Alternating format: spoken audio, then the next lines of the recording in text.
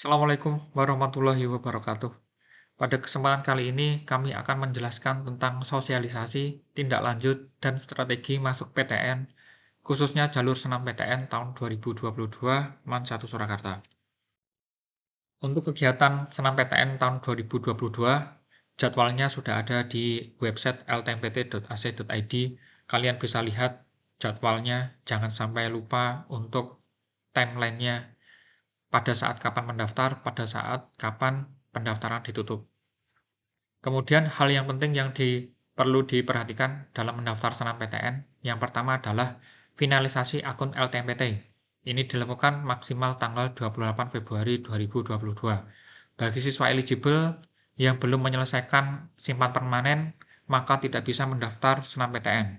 Maka pastikan dulu sudah memfinalisasi akun LTMPT, baru mendaftar senam PTN. Yang kedua, sebelum mendaftar, silakan baca pedoman pendaftaran senam PTN yang dikeluarkan oleh LTMPT. Pendaftaran senam PTN dibuka pada tanggal 14 Februari dan ditutup pada tanggal 28 Februari 2022. Yang ketiga, sebelum memilih jurusan program studi pada jalur senam PTN, lebih baik kalian sudah menyiapkan strategi agar bisa lolos pada jalur senam PTN. Yang keempat atau yang terakhir adalah finalisasi pendaftaran senam PTN yang nantinya dibuktikan oleh kartu senam PTN yang sudah di-download. Strategi pemilihan jurusan untuk jalur senam PTN tahun 2022. Di sini bisa dilihat ada 4 keadaan yang bisa merefleksi keadaan siswa MAN 1 Surakarta kelas 12 khususnya siswa eligible.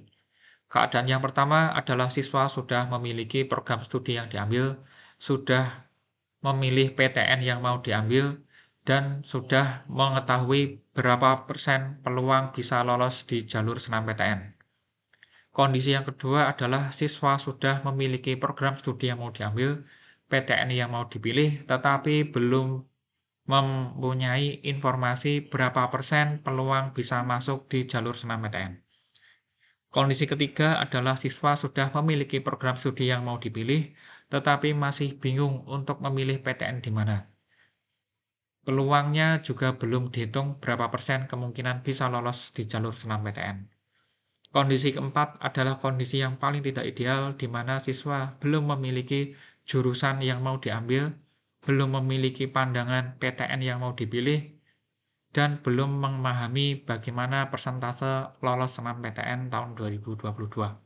Persentase alumni yang diterima di jalur senam PTN ini diambilkan dari 3 tahun terakhir. Tahun 2019 ada 7 siswa dari 152 siswa eligible yang diterima pada jalur senam PTN, atau persentase diterimanya 4,61%. Pada tahun 2020 ada 10 siswa yang diterima dari total 164 siswa eligible, atau persentase diterimanya 6,09%. Sedangkan tahun 2021 ada 15 siswa dari 154 siswa eligible yang diterima pada jalur senam PTN, atau persentase diterimanya 9,74%. Dari tahun 2019 sampai 2021, alhamdulillah sudah mengalami peningkatan persentase diterima pada jalur senam PTN. Seperti yang kita tahu bahwa kuota jalur masuk PTN untuk jalur senam PTN itu kurang lebih 20%. Maka perlu diperhatikan bagaimana memiliki strategi dan bagaimana bersikap realistis serta berusaha semaksimal mungkin untuk bisa lolos pada jalur senam PTN. Jadi kunci suksesnya ada 3, strategi, realistis, dan usaha. Klasifikasi nilai. Berpedoman data tahun kemarin, untuk Saintek yang memiliki rata-rata di atas 88 dan Soshum di atas 86, itu berpeluang diterima di PTN klaster 1.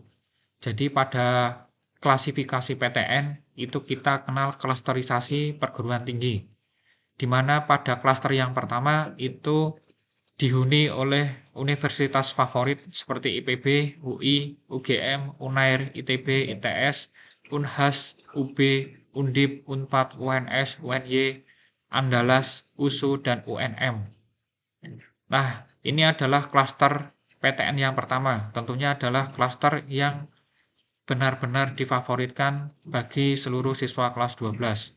Namun perlu realistis bahwa untuk siswa MAN 1 Surakarta yang bisa tembus di klaster 1 itu rata-rata memiliki nilai Saintek 88 atau bagi Soshum itu di atas 86. Tidak ada PTN yang jelek, semua PTN dapat memberikan ilmu atau bekal untuk jenjang karir bagi siswa kelas 12. Artinya kalian tidak diharuskan untuk mendaftar di klaster yang pertama jika memang nilainya tidak memenuhi. Kalian bisa untuk mengambil klaster yang kedua agar bisa memperoleh peluang yang lebih besar agar bisa lolos Senam PTN 2022. Evaluasi nilai alumni. Tahun 2019 ada yang keterima di Statistika Undip dengan nilai rata-rata 6 mapel adalah 87,7. Kemudian ada juga alumni tahun 2019 yang diterima di Fisika UNS dengan nilai Sainteknya adalah rata-rata minimal rapotnya adalah 86,2. Untuk tahun 2020 ada siswa yang diterima di program studi Psikologi UNS dengan nilai rata-rata 89,9. Administrasi Bisnis Undip 92,03. Sejarah Undip 87,6, Pendidikan Seni Rupa UNS 88,2, Ilmu Ekonomi UI 86,1, Manajemen UNS 87,1. Ini adalah siswa-siswa dari tahun kemarin yang sudah diterima pada jalur senam PTN beserta nilai rata-rata 6 mapel UN. Jika kalian memang memiliki nilai di atas 88 dan di atas 86, maka disarankan oleh sekolah bisa untuk mendaftar di PTN klaster 1. Nah, bagi kalian yang nilainya kurang dari 88, khusus untuk jurusan Saintek, dan nilainya kurang dari 86, khusus untuk jurusan Soshum, maka disarankan dari sekolah untuk mendaftar di PTN yang bukan klaster 1. Kalian boleh memilih PTN di klaster 2 maupun klaster 3.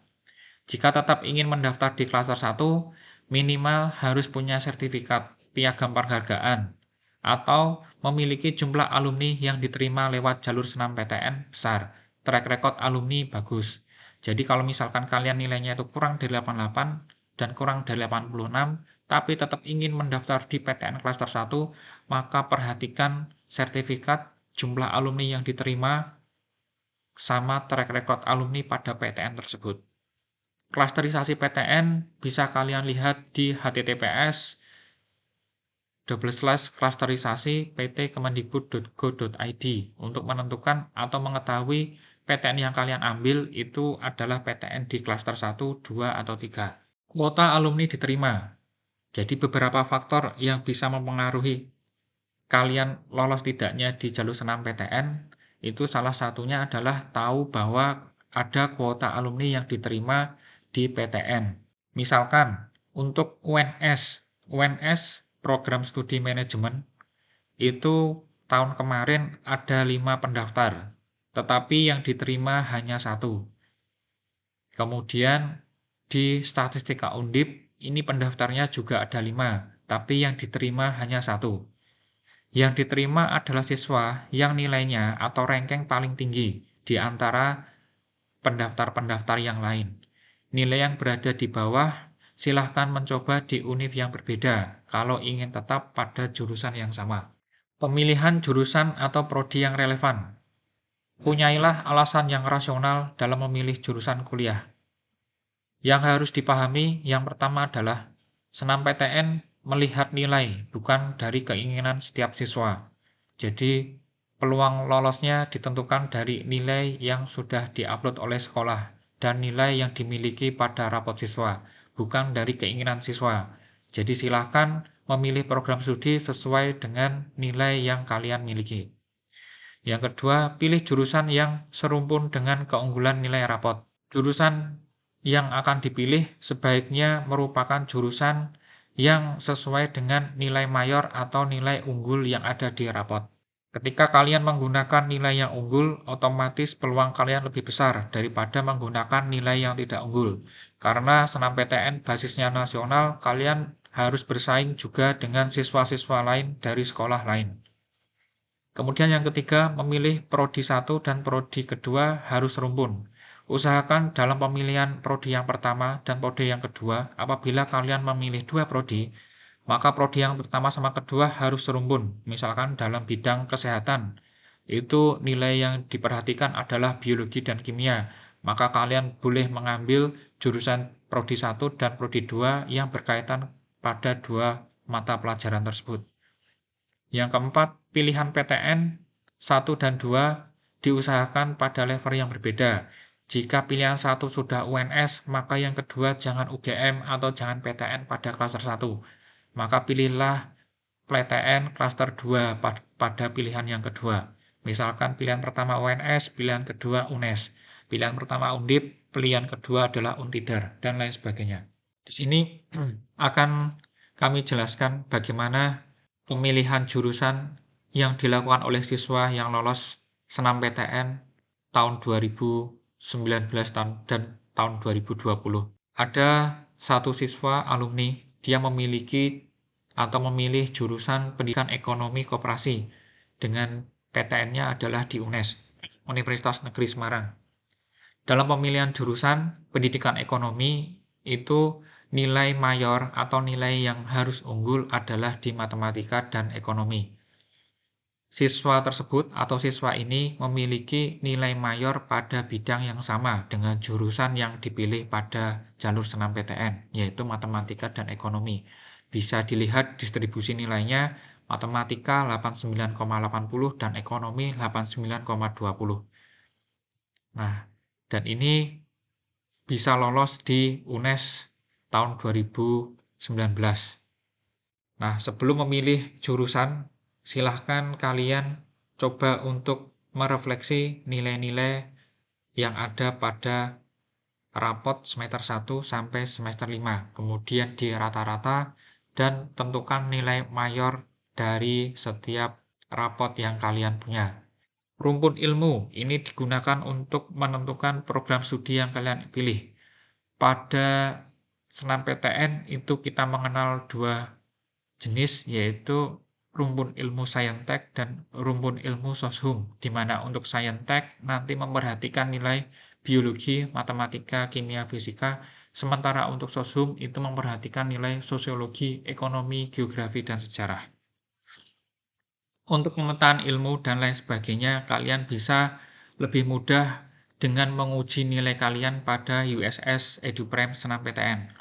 Jadi dari daftar program studi yang dianjurkan atau disarankan dari USS, itu silakan gunakan untuk mendaftar atau digunakan untuk program studi yang nantinya diambil dan dipilih pada jalur senam PTN. Kemudian selanjutnya silahkan perhatikan kuota dari masing-masing PTN untuk sekolah kita.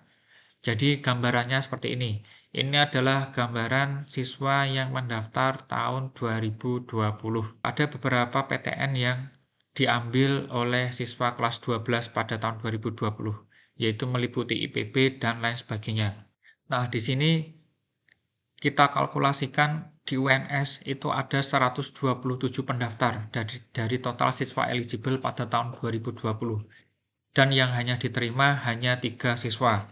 Di Universitas Tidar Untid, kemudian di Brawijaya, dan di UI, ini ada 1 siswa yang mendaftar dan dia diterima. Meskipun bukan peringkat papan atas, tetapi dia bisa diterima di universitas tersebut karena hanya dia yang mendaftar di PTN tersebut. Nah, kuota-kuota dari masing-masing PTN ini harus kalian pahami bahwa tidak semua siswa yang mendaftar itu langsung diterima. Harus kita tahu bahwa setiap PTN memiliki kuota terhadap masing-masing sekolah. Dengan bisa mengetahui kuota dari masing-masing PTN, nanti akan lebih mudah kita dalam menentukan pilihan PTN yang akan diambil. Misalkan di UNS pendaftarnya seberapapun banyaknya, nanti kemungkinan yang diterima itu hanya 3. Jadi kalau misalkan ada siswa yang sudah mendaftar di UNS dan peringkatnya itu lebih di atas kalian, maka pertimbangkan untuk memilih PTN yang lain.